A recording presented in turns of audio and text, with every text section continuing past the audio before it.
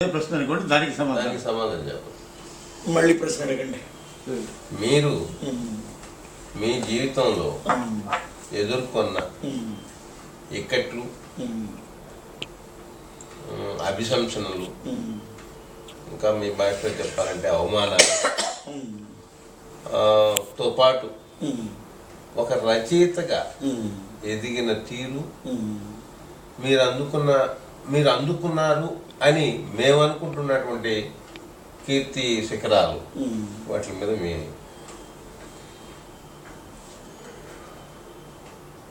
ఈ వర్ణ వ్యవస్థ ఉన్న సమాజంలో వర్ణ వ్యవస్థ అట్టడుగున ఉన్నటువంటి మనిషి అని సమాజం చేత భావింపబడేవాడు నేను అట్టడుగునున్నాను అనుకోవడం లేదు, లోకం అనుకుంటుంది. భావింపబడే మనిషి నలుగురితో నేను మనిషినేను, మనం అందరమే కూడా మనుషులమేను, మనం అంతా సమానులమి అని అనుకొని అనిపించుకోవడానికి చేసినటువంటి చిన్న చిన్న సంఘటనల సమాహారమే నా జీవితం. చిన్నప్పుడు ఎన్ని రకాల కష్టాలు ఒక మాదిగ కులస్తుడు పడడానికి వీలుంటుందో ఆ కష్టాలన్నీ నాకు అనుభవంలోకి వచ్చాయి. వీటికి తోడు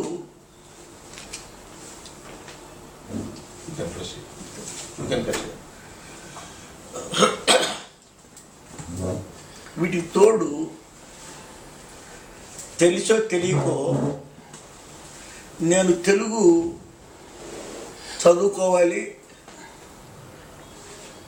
రచన చెయ్యాలి, పాఠం చెప్పాలి అనేటటువంటి దృష్టి ఏర్పడి తెలుగు చదవడానికి నిర్ణయం చేసుకున్నా. అంతకుముందు తెలుగు అంటే కళాశాలల్లో పాఠాలు చెప్పినా, పాఠశాలల్లో అయినా, విశ్వవిద్యాలయాల్లో అయినా బ్రాహ్మణుడు సొంతం అనే మాట ఉంటుంది. అబ్రాహ్మణుణ్ణి, పైగా అట్టడుగు వర్గం వాడిని, నన్ను వరదొచ్చినప్పుడు సముద్రం నీరు తీసుకోలేకుండా పోయినట్టే విశాలమైనటువంటి విద్యా వ్యవస్థ నన్ను బయటికి ఎగదన్నింది. నేను చాలా ఇబ్బందులు పడ్డా. సరే, ఇబ్బందులు పడ్డా కానీ ఎట్లా కొట్లా సర్దుబాటు చేసుకొని చదువుకొని ఒక పక్క బ్రాహ్మణుల సొంతం ఆస్తి అన్నట్టుగా ఉన్న తెలుగుని సామాన్యుడు కూడా చదువుకుంటాడు, రాస్తాడు, చెబుతాడు అనేటటువంటి పరిస్థితికి తేవడానికి మీరు ఊహించుకోగలరు, వందల అవమానాలు ఉంటాయి. ఒక పద్య కవిగా నిలబడడానికే జోషువా పడ్డ కష్టాలు మీకు తెలుసు. పద్య కవిగానే కాదు, తెలుగు నాకు అధికారం ఉంది అని నేను అవతల వాళ్ళతో ఒప్పించడానికి చేసినటువంటి ప్రయత్నం వెనక ఏ రకమైనటువంటి తిరుగుబోతుంది ఆగిపోవడం లేదు, వెనకడుగు లేదు, వెనకబడుతనం లేదు, చొచ్చుకుపోవడం ఉండడంతో నేను చాలా కష్టాలు, చాలా అవమానాలు, చాలా ఇబ్బందులు ఎదుర్కొన్నాను.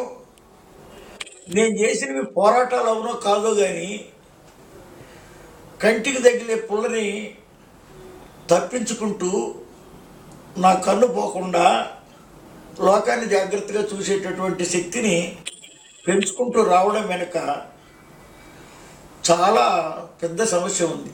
వర్ణ వ్యవస్థ క్రూరమైనటువంటి స్వభావాన్ని పూర్తిగా అనుభవించినటువంటి వాడిని నేను.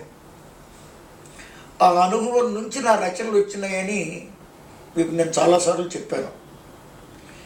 ఈ అనుభవం చాలా దుఃఖాన్ని, చాలా ఆవేదనని కలిగించే మాట నిజమే. కానీ ఏమిటో తెలియదు నాకు, ఎన్ని ఆటంకాలు వచ్చినా వాటిని అధిగమించాలనే ప్రయత్నం ఉంటుంది, కానీ అణగారిపోవాలని, ఆగిపోవాలని, అణిచివేయబడాలని నాకు ఇష్టం ఉండేది కాదు.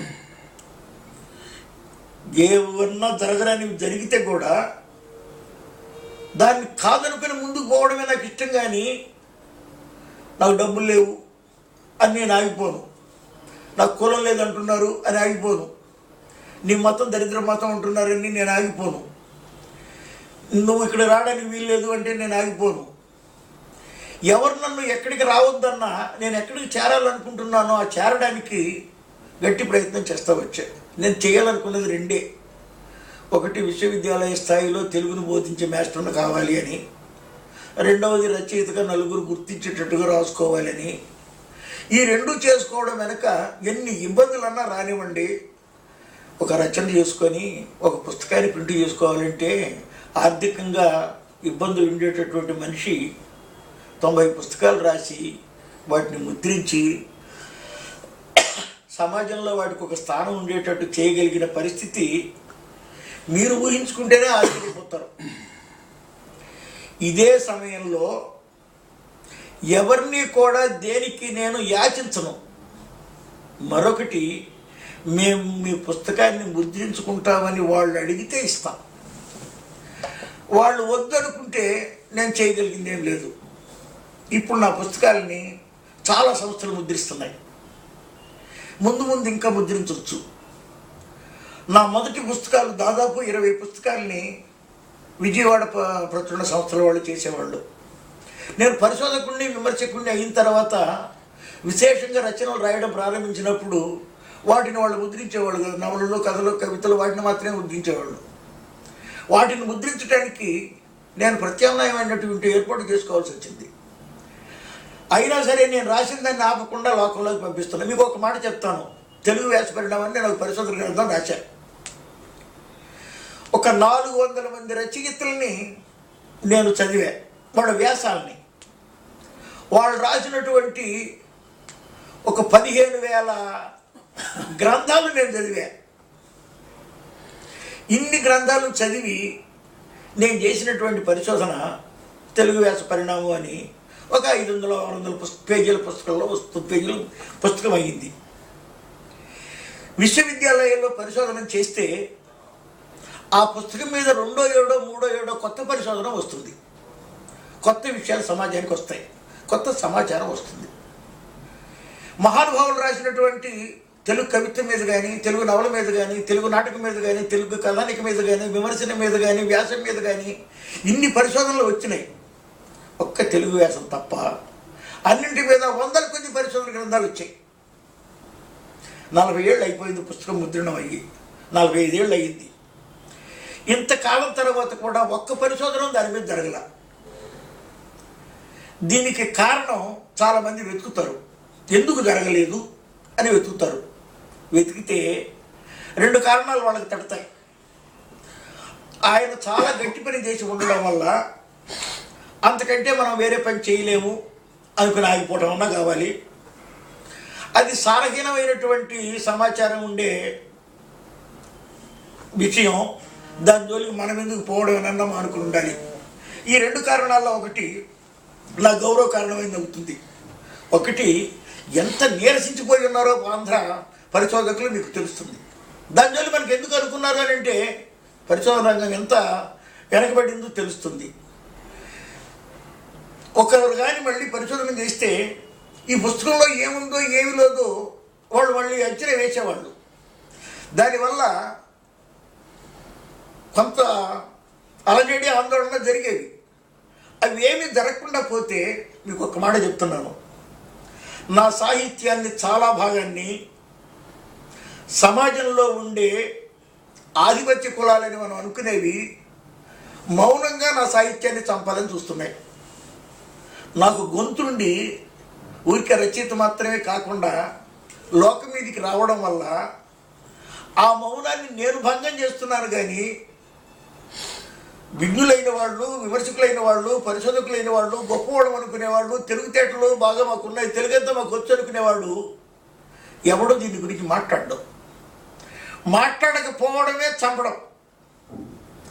మౌనంగానే చంపేటటువంటి ప్రయత్నం సాహిత్యం మీద చాలా జరుగుతుంది. అట్లాంటిది ఎంత జరిగినా కంచిలో పుట్టినప్పటికీ వేప మొక్క తల్లుకుని బయటికి పెరుక్కుంటూ పోయినట్టుగానే సాహిత్యం ఇన్ని అవరోధాలను దాటి బయటికి కనిపిస్తూనే ఉంది. ఈ పని జరగడం వెనక నేను తీవ్రంగా ప్రయత్నం చేస్తాను. ఎన్ని ఇబ్బందులు వచ్చినా నేను ఎదుర్కొంటుంటాను. వాళ్ళ జోలికి నేను పోను, వాళ్ళ తిట్టను, వాళ్ళ జోలికి నువ్వు ఇట్లా చేసావు, ఇది చేయకూడదు నువ్వు అని అర్థంతో ఘర్షణ పడను. అసలు నా గురించి ఏదన్నా ఒకటి అంటే కదా ఘర్షణ పడే అవకాశం రావడం. నా కాళ్ళకి బంధాలు అయిపోతూ ఉంటే తొలగించుకుంటాను, చేతులు కట్టి అయిపోతూ ఉంటే మానుకుంటాను, నా నోటికి కూడా సంఖ్యలు అయిపోతూ ఉంటే వేయించుకోను. నేను చాలా స్వేచ్ఛగా మాట్లాడతాను. నేను చెప్పదలుచుకున్న దాన్ని ఎవరి మెప్పు కోసమో ఆపను, ఎవరు ఏదన్నా అంటారని చెప్పకుండా మానను. నేను చెప్పదలుచుకున్నది ఖచ్చితంగా చెప్పడమే. చెప్పేటప్పుడు ఇది అందరికీ మేలని మాత్రమే చెబుతాను. నేను చెప్పే పద్ధతిలో మీకు ఒక ఉదాహరణ చెప్తాను. మేడల్లో ఉన్నవాళ్ళు, అద్దాల మేడలు కట్టుకుని ఉన్నవాళ్ళు భద్రంగా ఉండాలి. ఇళ్ళు లేనివాళ్ళు రాళ్ళు ఇసురుతారు, మీ అద్దాలు పగులుతాయి. రాళ్ళు ఇసరకుండా చూసుకోవాలని అంటే చుట్టూ ఉన్న వాళ్ళకి కనీసం ఉండటానికి ఇళ్ళన్నా ఉండేటట్టు చూడడం నీదే పని. కడుపు నిండా అన్నం తింటున్నవాడు ఆకలైన వాడిని అట్లాగే ఆకలితో ఉంచితే ఇబ్బంది వస్తుంది. పీడింపబడుతున్నటువంటి వర్గాన్ని ఇంకా పీడిద్దామని మీరు అనుకుంటూ ఉంటే మీరు ఖచ్చితంగా పీడనకు గురవుతారు, మీకు ప్రమాదం ఉంటుంది. మీ శ్రేయస్సు కోరి వీళ్ళని జాగ్రత్తగా చూడమని చెప్పడానికి నా సాహిత్యం కృషి చేసింది. నేను చెప్పినటువంటిది అవతల వాడి మీద ద్వేషం నాకు లేదు, అవతల వాడు బాగుకోనే చెబుతున్నా. యువతల వాడిని బాగా చూడండి, నన్ను బాగా చూసుకోండి, మీరు నా వల్ల మీకు ప్రమాదం రాకుండా ఉంటుంది అని ప్రతి పేదవాడు అరిచే అరుపుగా ఉంటుంది నా కవిత్వం. పేదరికం, అంటరంతనం, కులం వల్ల హింస పొందటం ఇటువంటి వాటికి వ్యతిరేకంగా కనిపిస్తుంది. స్త్రీలు అవమానాలు పడుతుంటారు. అన్నిటికంటే ఘోరంగా మహమ్మదీయుల్ని హింసించడం ఈ దేశంలో కనిపిస్తుంది. వాళ్ళకి మాలమాదిగల కంటే పేదవాళ్ళు ఉన్నారు సాయిబుల్లో. వాళ్ళకి ఏ రకమైన స్కాలర్షిప్లు ఉండవు, రాయితీలు ఉండవు, చదువు ఉండవు, సంచి ఉండదు. వాళ్ళు చిన్నపిల్లడు కాగానే సైకిల్ షాప్లో చేరతాడు, చిన్నోడు కాగానే రిక్షా దొరుకుతాడు. వాడు బాల కార్మికులను మనం నిషేధించేమంటాం, వాళ్ళు బాల కార్మికులుగానే అంతరించిపోతున్నారు. ఇట్లా పేదరికంతోనే కాకుండా సామాజికమైనటువంటి చాలా రోగాలతో కుమిలిపోతున్నటువంటి జనం చాలామంది ఉన్నారు. వాళ్ళని గురించి మనం ఎప్పుడు వేదన పడతానే ఉంటాము. వాళ్ళకి సంబంధించినటువంటి ఆలోచనల్ని వేదన రూపంలో సాహిత్యంలో ఇవ్వడమే నేను చేస్తున్న పని. సంపన్నులు చాలామంది ఉంటారు నాకు, వాళ్ళ గురించి నాకు పేచి లేదు. పేదవాళ్ళని గురించి ఉంటుంది, వాళ్ళ గురించి నాకు దిగులు ఉంటుంది. ఇప్పుడు తండ్రి హింసించి, తల్లి హింసించి, అత్త హింసించి, మామ హింసించి, మొగుడు హింసించి ఒక అందమైనటువంటి అమ్మాయిని క్రూపింగ్ చేసింది అక్కడ నిద్రపోకుండా ఉండే సమాజాన్ని చూస్తూ ఊరుకోవడం హృదయం ఉన్నవాడికి ఎవరికి సాధ్యం కాదు. ఎట్లా పీడింపబడుతున్నటువంటి వర్గాలు, మీకు మంచికో చెడ్డకో ఈ వర్ణ వ్యవస్థ యొక్క వికృత రూపం వల్ల కొంతమందికి కొన్ని కులాలు అంటగట్టబడ్డాయి. వాళ్ళ కులానికి ఒక వృత్తి ఉండడం అన్నటువంటిది గొప్పగా అనుకుంటుంటారు. ఆ వృత్తి వల్ల వాళ్ళు ఎంత నాశనం అయిపోతున్నారో తెలియదు వాళ్ళకి. మాది వాళ్ళు మాకు చెప్పులు కుట్టుకునే వృత్తి ఉంది అని మహాఘనంగా చెప్పుకుంటుంటారు. ఆ చెప్పులు కుట్టుకునే వృత్తి వల్ల వాడు బాగుపడడం లేదు. వృత్తి మానేయి, నువ్వు వచ్చి చదువుకో, పిల్లవాళ్ళని చదివించు, వాళ్ళు ఏదన్నా సమాజాన్ని చూసేటట్టు చెయ్యి. ఈ పరిస్థితులు వదిలేయంటే చాకలి వదలడు, మంగళ వదలడు, కమ్మరి వదలడు, కుమ్మరి వదలడు. ఈ వృత్తులు అంటుకొని ఉన్నటువంటి పేదలు భయంకరమైనటువంటి అవమానాలకి, పీడనకి గురవుతున్నారు. ఒక్కొక్క చోట చాలా దిగులు అవుతుంది. దోపిడీ ఎక్కడ ఉంది అని అంటే కనపడకుండా చుట్టూ ఉన్నటువంటి దాన్ని ఛేదించుకొని బయటికి పోవడం ఎట్లా మనిషి. ఈ సమాజంలో ఉండే స్థితిని గురించి నాకు బాగా దుఃఖం ఉందండి. అది నేను చాలాసార్లు చాలా చోట్ల చెప్పుకున్నట్టుగానే దాని గురించి రాయడమే. నాకు సమాజంలో ఉండే చాలా సమస్యలు చూస్తున్న కొద్దీ కలుగుతున్న వేదన నుంచి పుడుతున్నటువంటి సాహిత్యం అంతా అది నిరంతరాయం కావడానికి కారణం నిరంతరాయమైనటువంటి వేదన ఈ సంఘంలో ఉండడమే. అందువల్ల నేను ఏదో రాస్తున్నాను. మార్కండేయులు గారు, వినాయక్ గారు, అయ్యా, మీరు శతాధిక గ్రంథాలు తర్వాత రకరకాల సాహిత్య బాణీలో చేయి తిరిగినోడు. సో మీ సాహిత్యాన్ని ఈరోజు మీరు చెప్పిన ఒక వర్గం అన్నాం, సాహితీ వర్గం అన్నాం, కొంచెం పాలిష్గా చెప్తున్నాను, సాహితీ వర్గం చదువుతుంది. కానీ ఎవరి కోసమైతే మీరు రాస్తున్నారో వాళ్ళలో ఎంత పర్సంటేజ్కి మీ సాహిత్యం అందుతుంది, అందాలని అనుకుంటున్నారు మీరు? ఎలా చేస్తారు? ఒక మాదిగా జీవిత చరిత్ర రాశారండి. మాదిగలందరూ చదువుకోలేదు, కొద్దిమంది అందులో చదువుకున్న వాళ్ళు ఉన్నారు. వాళ్ళు దీన్ని చదువుతారు. బిఏ పాస్ అయిన ప్రతి వాళ్ళు తెలుగు సాహిత్యాన్ని చదవరు, కొద్దిమంది చదువుతారు. ఆ చదివిన వాళ్ళకి కొంచెం ఇష్టం ఉంటుంది. ఆ ఇష్టం అన్న వాళ్ళు నలుగురితో చెబుతారు అది బాగుంది అని. ఆ బాగుంది అన్నది నలుగురు ద్వారా ఇంకో నలుగురికి అట్లా పోతుంది. పోయి చదువు రానటువంటి మాదిగలకు కూడా మీ గురించి రాసిరాడు ఈయన కథ అనేది వాళ్ళకి అర్థమవుతుంది. ఈ అర్థమైనటువంటి వాళ్ళు అక్కడ ఇక్కడ కొంత వింటారు, అక్కడ ఇక్కడ కొంత తెలుసుకుంటారు. నేను ఎవరి కోసం రాస్తున్నానో వాళ్ళకంటే ఇతరులకి దీని గురించి బాగా తెలుస్తుంది. తెలిసిన వాళ్ళల్లో అందరూ వ్యతిరేకతే ఉంచడం. కొంతమంది అనుకూలంగా ఉండేవాళ్ళు ఉన్నారు, కొంతమందికి సహానుభూతి ఉంటుంది, కొంతమంది సానుభూతి ఉంటుంది. అందువల్ల ఈయన చెప్పిన ఈ కష్టాలు వీళ్ళకి నిజమే కదా, అవి లేకుండా ఉంటే బాగుంటుంది కదా అని సమాజం ఆలోచిస్తుంది. ఎవరికి సమస్యని ఇది ఉందని నేను చెబుతున్నాను, ఆ సమస్య వాళ్ళు అర్థం చేసుకోవడానికి సమయం పట్టే లోపలే ఈ సమస్య ఈ సమాజానికి ఉంది అని ఎదుటి సమాజానికి తెలుస్తుంది.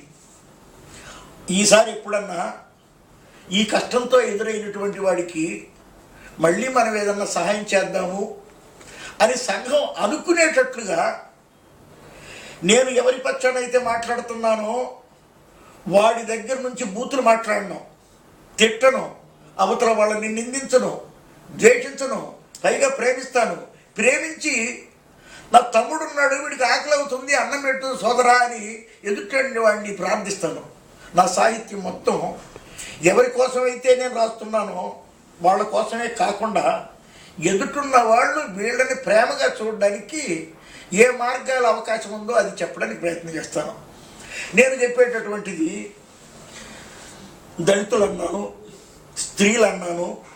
మీకు ఒక చిన్న పుట్టినటువంటి బిడ్డకి మనకి ఎక్కడికి వెళ్ళినా తండ్రి ఎవరైనా అడుగుతారు, తండ్రి పేరు రాస్తారు, తల్లి పేరు రాయరు. ఎందుకు రాయరు అనే ప్రశ్న నేను 2 కథల్లో రాస్తే తండ్రి పేరే రాయాలి అని చేసినటువంటి ఆర్గ్యుమెంట్లో తండ్రి నమ్మకం మాత్రమే, తల్లి విశ్వాసం, తల్లిని గురించి తల్లి వాస్తవం. ఈ వాస్తవాన్ని మనం కాదనుకొని నమ్మకాన్ని విశ్వాసాన్ని పట్టు కూర్చుంటే కుదరదు. తల్లి పేరు తప్పనిసరిగా రాయాలి అని నేను రాసిన తర్వాత కారణాలు ఏమైనా కానివ్వండి, బ్యాంకుల వాళ్ళు తల్లి పేరు రాయమని అడుగుతున్నారు. విజయ నిర్మల తల్లి పేరు ప్రతి చోట పిల్లలకి రాయండి అని శాసనం చేసింది. ముఖ్యమంత్రి, తెలుగుదేశం గవర్నమెంట్ ముఖ్యమంత్రి తండ్రి పేరుతో తప్పనిసరిగా తల్లి పేరు రాయాలని ప్రభుత్వం శాసనం ఇచ్చింది. నేను చెప్పినందువల్లే జరిగిందని నేను అనడం లేదు, కానీ నేను చెప్పిన తర్వాత స్త్రీవాదులు చాలామంది ఉన్నారు, స్పందన వచ్చింది. ఆ స్త్రీవాదులు ఏమన్నారు అని అంటే, మేము ఎవరూ రాయలేనటువంటిది మీరు రాశారు, మేము ఎవరూ లేపలేనటువంటి ప్రశ్న మీరు లేపారు, వాళ్ళ అనుభవంలో ఉన్నటువంటి విషయం వాళ్ళు అనలేరు. మనం ఎందుకు అనగలుగుతామంటే వాళ్ళకి ఈ కష్టం ఉందని మనకు తెలుస్తుంది కాబట్టి. ఇటువంటిది నేను ఏమి రాసినా దానికి తప్పనిసరైనటువంటి నేను పరిశోధన గ్రంథం ఒకటి దాంట్లో మార్కండేయ గారు ఒక్క సెకండ్ సార్